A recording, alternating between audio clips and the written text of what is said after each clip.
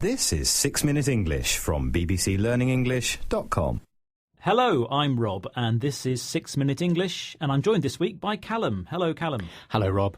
Today we're talking about tall buildings, very tall buildings, in fact. I suppose we could call them skyscrapers because they're so tall they almost touch the sky. They do. Many countries compete with each other in trying to earn the title of having the tallest building in the world. And this month, London has opened its newest structure, but unfortunately it's not going to win the world record for being the highest. No, but it is now the European Union's tallest building, standing at 310 metres tall. That's high enough for me. I haven't really got a head for heights.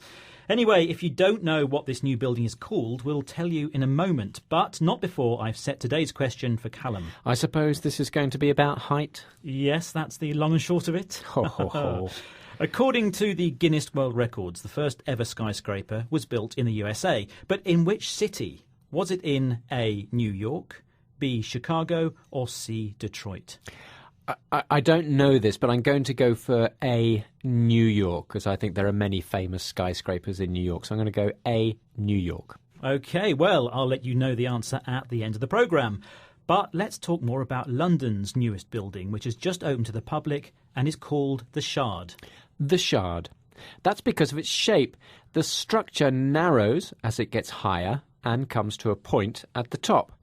From a distance, with the sun reflecting on it, it looks like a shard, or a sharp, broken piece of glass, which is what a shard means.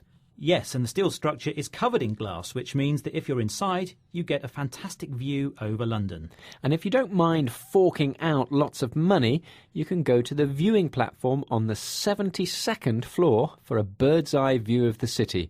That's what these people did. What did they think of it? I'm just a bit blown away, to be honest. It's what we've needed, really, isn't it, against other capitals? I've been on the London Eye, and look at how much higher up we are. Well, the Shard seems to have the wow factor for those people. In other words, they were very impressed. The first woman said she was blown away or amazed by the experience. Someone else mentioned it was much higher than the London Eye. That's another famous landmark. And somebody else commented that it was what London needed. But why? A good question. A new skyscraper can create good publicity for a city. It's an image that's seen all around the world, and it can show a city as being prosperous and modern. Yes, Dubai in the United Arab Emirates is a good example of this. It boasts the world's tallest building, the Burj Khalifa, standing at 828 metres tall. Burj, by the way, is Arabic for tower. Other countries such as China, Malaysia and the USA all boast towers much taller than the Shard. Of course, the engineering involved is impressive, but what do you put inside these towers? Most contain luxury living accommodation, a hotel, offices and, of course, an observation deck. That's a viewing platform. But there is a problem for the Shard. At the moment, only 20% of the office space is leased, which means only 20% is rented out. Jack Sidders from the Estates Gazette newspaper has his reasons for this. What they're trying to do is create an entire quarter here to make it into more of an established office location. But, you know, maybe if you're a tenant, economy is very dodgy, that added bit of risk, maybe that put people off. So the owners of the Shard want to make it an established office location, so therefore a good recognised location for business, but the current economic situation could be putting off tenants from moving in. Yes, he described the economy as dodgy, a slang word for uncertain or risky. That's not the view of Boris Johnson, the Mayor of London. He's proud of the new building and together with other new constructions, he's optimistic about the future. See if you can hear the names of some other London landmarks that he mentions.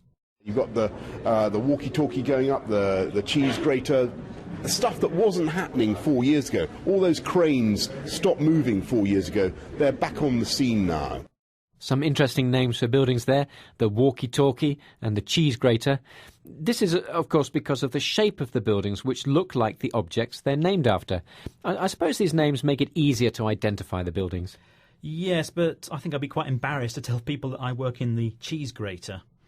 OK, well, it's time now to reveal the answer to today's question. Yes, you asked me, according to the Guinness World Records, the first ever skyscraper was built in the USA, but in which city? Yes, was it in New York, Chicago or Detroit? I said New York. And you are wrong, I'm afraid. Really? The world's first skyscraper was the Home Insurance Building in Chicago. Built between 1884 and 1885, the so-called father of the skyscraper towered all of 10 stories and was just 42 metres tall. Wow, not much of a skyscraper by today's standards, is it really? Indeed. OK, well, it's almost time to go, but before we do, Callum, could you remind us of some of the words that we've heard today? Yes, we heard skyscrapers, a shard, forking out, the wow factor, landmark, prosperous, observation deck, leased, established, dodgy. Thanks, Callum. Well, that's all we have time for today. Please join us again soon for 6 Minute English from BBC Learning English. Bye. Bye. That was 6 Minute English from bbclearningenglish.com.